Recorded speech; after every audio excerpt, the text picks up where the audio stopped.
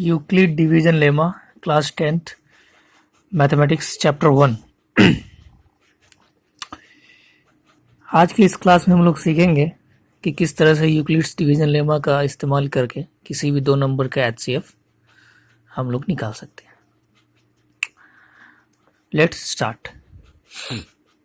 Euclid's division lemma is used to find out the HCF of two numbers। ये दोनों number A और B मान के चलते हैं। Then, according to Euclid's division lemma, HCF of two numbers A and B can be find out by A equals to BQ plus R. Here, we have two conditions for it. First condition is A should be greater than B or R should be less than B or greater than 0 or equals to 0. इसमें जो पहला condition है, इस पहले condition को, ये condition कहीं दिया हुआ नहीं है, इस कंडीशन को मैंने लिखा है। इट मीन्स अगर आप जब क्वेश्चन देखेंगे तो आपको पता चलेगा कि किस जगह पे ए को लिखना है और किस जगह पे बी को लिखना है, कौन से नंबर को ए मानना है, कौन से नंबर को बी मानना है। इसका मतलब यह है कि जो भी नंबर बड़ा होगा हम उसे ए मान लेंगे और जो नंबर छोटा होगा उसे बी मान लेंगे। एक एग्जांपल लेके इस चीज को सॉल्व करने की कोशिश करते हैं और आपको अच्छे से समझाने की कोशिश करते हैं। लेट्स से कोई एक नंबर है 4052 एंड 12576। तो इसका सॉल्यूशन फाइंड आउट करते हैं कैसे। इस दोनों नंबर में बड़ा कौन सा है 12576, तो इसको हमने मान लिया a इक्वल्स टू 12576 और छोटा कौन सा है b, तो b को मान लिया 4052। अब a की जगह पे 1256, b की जगह पे 4052 और ये q की जगह पे 3 प्लस 420। अब ये दिमाग में आ रहा होगा आपके मन में ये सवाल उठ रहे होंगे कि q के जगह पे 3 क्यों रखा। भाई कोई बड़ा नंबर भी रख सकते थे जैसे 10। अब अगर 10 को 4052 से मल्टीप्लाई करेंगे तो ये 12576 से बड़ा हो जाएगा, इसलिए हमने बड़ा संख्या नहीं लिया। जस्ट इससे बड़ा अगर 4 लेते हैं तो ये 4 जा 16 हो जाएगा। मुझे इतना बड़ा नंबर नहीं चाहिए, 16,000 क्रॉस कर जाएगा, मुझे चाहिए 12,000 के पास। तो ये 3 एक नंबर है जिससे ये इसके करीब आ रहा है, 3 से मल्टीप्लाई किया तो, और शेष यानी कि रिमाइंडर बचा 420। अब हमारा नेक्स्ट स्टेप ये होगा कि नेक्स्ट स्टेप में हम ए मान ले 4052 को और बी मान ले 420 को। फिर से similarly 4052 equals to 420 into 9 plus 272। अब ये 9 से क्यों किया, 10 से क्यों नहीं कर दिया या 8 से क्यों नहीं कर दिया। जब इससे करके देखेंगे तो अगर 8 से करेंगे तो नंबर्स बहुत ही छोटा आएगा, इसके आसपास 3200 के आसपास नंबर। अगर 9 से किया तो 3600 के आसपास आया और रिमाइंडर बच गया 272। सिमिलरली हम इसको कैरी आउट करेंगे, बढ़ते चलेंगे। अब जो हमारा ए होगा वो 420 हो जाएगा, बी 272 हो जाएगा। इसी प्रकार जब हम आगे बढ़ेंगे तो 272 में 1 से मल्टीप्लाई करने पे जो नंबर आया उसको 420 से माइनस करने पे कितना आया 148। अब हम 270 को फिर से ए मान लिया और 148 तो बी मान के इसमें 1 से जिसको क्यू मान के इस प्रोसेस को सॉल्व करने से 124 रिमाइंडर आया। सिमिलरली हम इस चीज को जब आगे बढ़ेंगे तो हमारा 148, यहां देखिए इस जगह में हमने दिखाया है 148 को हमने मान लिया, इस जगह पे क्या माना था हमने 148 को हमने माना था बी। अब नेक्स्ट स्टेप किया तो 148 हमारा हो गया ए। ठीक इसी तरह जब नेक्स्ट स्टेप करेंगे 148 में 1 से मल्टीप्लाई करने पे 124 आया, फिर इस मल्टीप्लिकेशन को इसमें से माइनस किया तो ये 24 आया। सिमिलरली 124 को अब ए मान लिया और 24 को बी मान लिया, इसको प्रोसेस को कैरी आउट किया तो लास्ट में जाके रिमाइंडर 6 आया। इट मीन्स कि हमारा जो HCF है वो क्या है, HCF 24 है, HCF 24 है। क्यों 24 है? क्योंकि ये नंबर्स 0 आ गया है।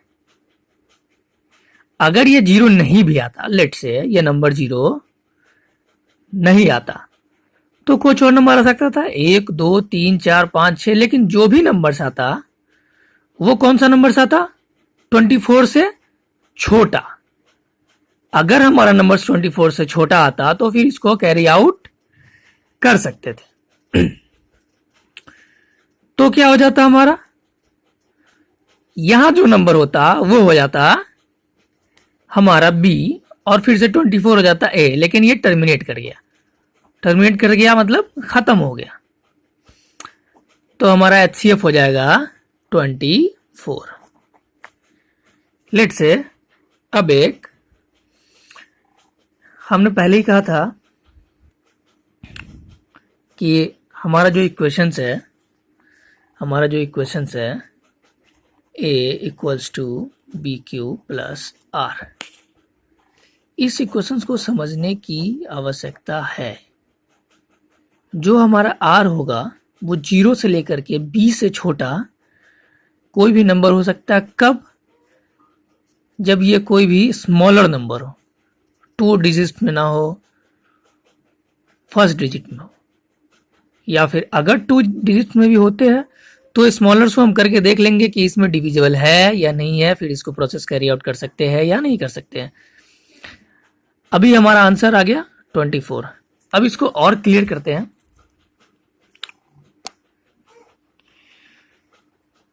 शायद आप लोगों को ठीक से नहीं दिख रहा, मैं नेक्स्ट डे से कोशिश करूंगा ब्लू पेन से लिखूं और कुछ दिन बाद व्हाइट बोर्ड पे मैं आप लोगों को पढ़ाऊंगा।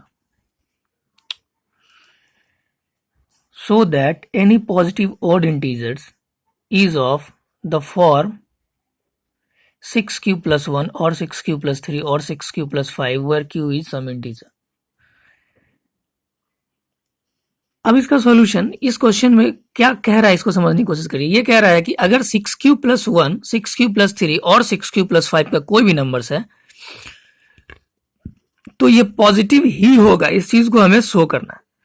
तो चलिए मान लेते हैं इसमें जो हमारा पहला पॉजिटिव इंटीजर होगा वो a होता और जो हमारा b है उसके जगह पे हम b इक्वल्स टू 6 मान के चलते हैं। तो according to Euclid division lemma method we can write a equals to 6q plus r। समझिएगा इस बात को, a equals to 6q plus r। R क्या क्या हो सकता है, हमने बताया था कि R B से छोटा कोई सा भी नंबर हो सकता है। 0 से स्टार्ट कर दीजिए। लीजिए पहला नंबर पे लिख दिया A equals to 6q plus R, मान लिया 0 है। दूसरे पे लिख दिया A equals to 6q plus R, मान लिया 1 है। तीसरे पे लिख दिया R2, सिमिलरली 4 5 6। अब हमें इसमें यह देखना है कि जो कुछ नंबर्स है, कुछ नंबर्स ऐसे है जो 2 से डिवाइड हो रहे हैं। जैसे यहां जो हमने लिखा है a equals to 6q plus 2, ये 2 से डिवाइड हो रहा है। 2 से डिवाइड कैसे हो रहा है, ये हो जाएगा 3q और ये हो जाएगा 1। तो ये नंबर 6q प्लस 2 ये क्या है, इवन है। तो ऑड कौन कौन सा हुआ, 1 3 एंड 5। जो हमसे पूछा जा रहा था हमने उसे प्रूफ कर दिया। हेंस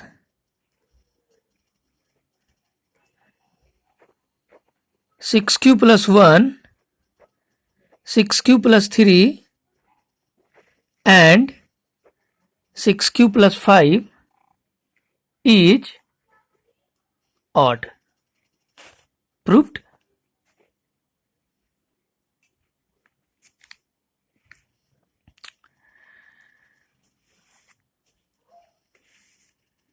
इस चैप्टर को बहुत अच्छे से पढ़ने की ज़रूरत है। अगर आपने सिर्फ और सिर्फ इस रिलेशन को समझ लिया है, सिर्फ इस रिलेशन को समझने की आवश्यकता है. A equals to BQ plus R. Here R may be any number less than P. If let's say A equals to 5Q plus R,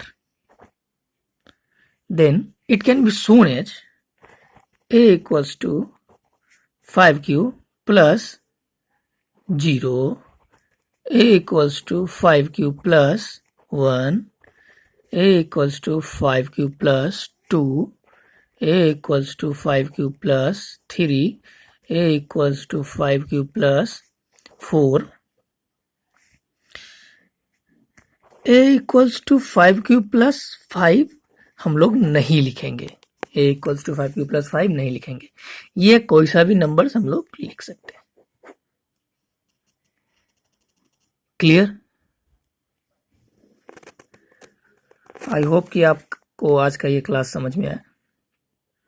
ऐसे बहुत सारे प्रश्न हैं आपके एक्सरसाइज 1.1 से लेकर 1.3 तक, जिसको आप सॉल्व कर सकते हैं. कहीं क्वेश्चंस ऐसे भी आएंगे 3Q plus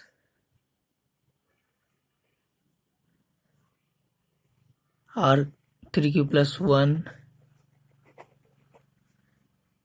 3Q plus 3, 3Q plus 5, इसको और दिखाना है. अब इस क्वेश्चन में ये देख सकते हैं कि 3Q plus 5 हम लोग नहीं लिख सकते, ये गलत है. तो हमारा क्वेश्चन कौन सा हो सकता है? ये हो सकता है क्या?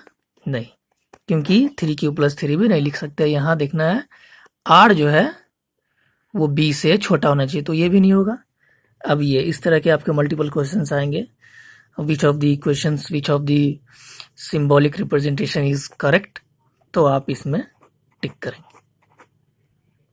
MCQ, ये है आपके MCQ. आज के लिए इतना ही. दूसरा वीडियो मैं कल अपलोड करूंगा.